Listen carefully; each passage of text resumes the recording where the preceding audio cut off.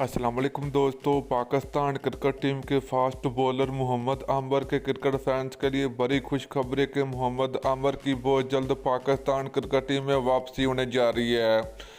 तो दोस्तों, आज की सबसे बड़ी न्यूज़ ये है कि मोहम्मद आंबर ने पाकिस्तान क्रिकेट टीम की जन्म से खेलने का ऐलान कर दिया। पाकिस्तान क्रिकेट टीम में वापसी का भी बड़ा बयान जारी कर दिया मोहम्मद आंबर ने। तो दोस्तों, आज की इस वीडियो में आप लोगों को मुकम्मल तफसील आप लोगों को इस वीडियो में बताएंगे।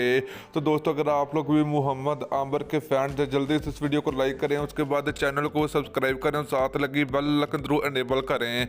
तो चलिए दोस्तों, आपको बताते चले कि पाकिस्तान क्रिकेट टीम के बॉलिंग कोच वकार यूनुस ने रिटायरमेंट का ऐलान कर दिया। वो बहुत जल्द पाकिस्तान क्रिकेट बोर्ड और पाकिस्तान क्रिकेट टीम के बॉलिंग कोच से इस्तीफा दे देंगे। उसके बाद ही मोहम्मद आंबर की पाकिस्तान क्रिकेट टीम में वापसी हो पाएगी। तो दोस्तों, मोहम्मद आंबर की पाकिस्तान क्रिकेट टीम में बहुत जल्द वापसी होने जा रही है।